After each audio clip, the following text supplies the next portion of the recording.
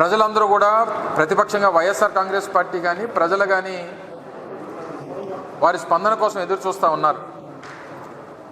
కానీ వారు అధికారంలోకి వచ్చినటువంటి మొదటి రోజు నుంచి రాష్ట్రంలో వైఎస్ఆర్ కాంగ్రెస్ పార్టీని తుడిచిపెట్టాలి, ఏ రకంగా వైఎస్ఆర్ కాంగ్రెస్ పార్టీని ఈ రాష్ట్రంలో లేకుండా చేయాలి, రాష్ట్రంలో వైఎస్ఆర్ అనేటువంటి బ్రాండ్ ఏదైతే ఉందో అది కనబడకుండా చేయాలనేటువంటి దాని మీద వారు ప్రయత్నాలు చేస్తున్నట్టుగా అనేక సందర్భాల్లో చూసాం. రావడమే నాగార్జున యూనివర్సిటీలో ఉన్నటువంటి రాజశేఖర రెడ్డి గారి విగ్రహాన్ని నేలమట్టం చేసినటువంటి సందర్భాలు చూసాం. బాపట్లలో రాజశేఖర రెడ్డి గారి విగ్రహానికి నిప్పు పెట్టినటువంటి పరిస్థితులు చూసాం. చివరికి ఈరోజు అత్యంత ప్రతిష్టాత్మకమైనటువంటి విశాఖపట్నంలో ఉన్నటువంటి పోతినిమల్లపాలెంలో ఉన్నటువంటి ఇంటర్నేషనల్ క్రికెట్ స్టేడియంకి రాజశేఖర రెడ్డి గారి పేరు మీద ఆ స్టేడియం ఉంటే ఈరోజు కొత్తగా వారి పేరును తొలగించి కేవలం Andhra cricket association VDCA cricket stadium అని చెప్పి కొత్తగా చేసినటువంటి మార్పుల్లో రాజశేఖర రెడ్డి గారి పేరును తొలగించినటువంటి విషయాన్ని కూడా మనందరం కూడా నిన్నటి నుంచి చూస్తూ ఉన్నాం. మీరు రాజశేఖర రెడ్డి గారి పేరుని గోడల మీద చెరిపేయవచ్చు, లేకపోతే రాజశేఖర రెడ్డి గారి పేరుని విశాఖపట్నంలో సీతకొండని ఆ రోజు వైఎస్ఆర్ కాంగ్రెస్ పార్టీ ప్రభుత్వంలో అభివృద్ధి చేసి అక్కడ వైఎస్ఆర్ గారి పేరు మీద వ్యూ పాయింట్ని ప్రారంభోత్సవం చేస్తే అక్కడ రాజశేఖర రెడ్డి గారి పేరుని చేరిపోయవచ్చు, లేదా హెల్త్ యూనివర్సిటీకి పెట్టినటువంటి రాజశేఖర రెడ్డి గారి పేరుని చేరిపోయవచ్చు. కానీ ప్రపంచంలో ఉన్నటువంటి తెలుగువారి గుండెల్లో ఉన్నటువంటి వైఎస్ఆర్ పేరుని చెరిపేసేటువంటి ఆ అర్హత కానీ చెరిపేసేటువంటి స్థాయి కానీ ఈరోజు కూటమి పార్టీలకి లేదు అనేటువంటి విషయాన్ని ఈ సందర్భంగా తెలియజేస్తూ ఉన్నాం. ఈరోజు VDCA cricket stadium Andhra cricket association ఆధ్వర్యంలో ఉన్నటువంటి పోతినిమల్లపాలెం క్రికెట్ స్టేడియంకి ఆ రోజు ప్రభుత్వం పెట్టినటువంటి పేరు కాదు.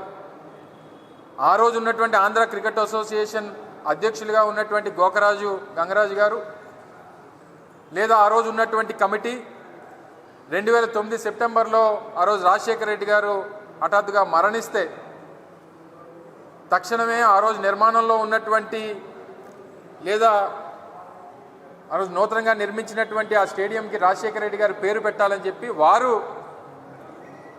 నిర్ణయం తీసుకొని పెట్టినటువంటిది. దాన్ని ఏ హోదాలో తొలగించారు, ఎందుకు తొలగించారు, లేదా పేరు చూస్తే మీకేమైనా భయమా, వైఎస్ఆర్ బ్రాండ్ చూస్తే మీకేమన్నా మేము రాజకీయం చేయలేమనేటువంటి బాధ ఏమైనా ఉందా మీకు?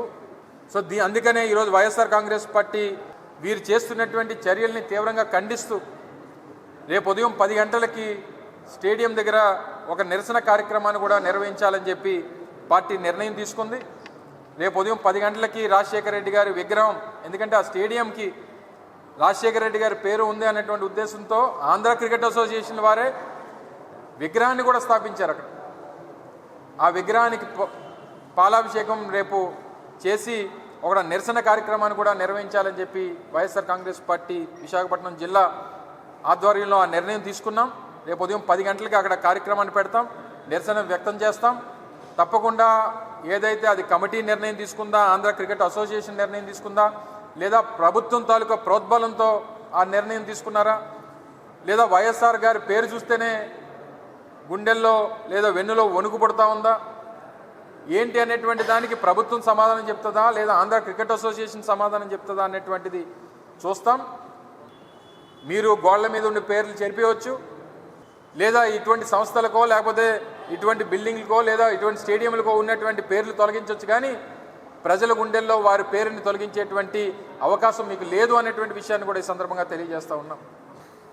మీరు చేస్తున్నటువంటి పనులకి, మీరు చేస్తున్నటువంటి నిర్ణయాలకి తప్పకుండా తగిన శాస్తి, తగిన గుణపాఠం ప్రజలే చెప్తారనేటువంటి విషయాన్ని మరొకసారి తెలియజేసుకుంటూ, ఇప్పటికన్నా ఆంధ్ర క్రికెట్ అసోసియేషన్ ఆ నిర్ణయం మార్చుకుంటుందా, లేదా ప్రభుత్వం చేసినటువంటి ప్రభుత్వం ఒత్తిడి చేసినటువంటి ప్రభుత్వం ఆ నిర్ణయాన్ని మార్చుకుంటుందా, రేపు పెద్ద ఎత్తున వైఎస్ఆర్ కాంగ్రెస్ పార్టీ అక్కడ నిరసన వ్యక్తం చేస్తుంది.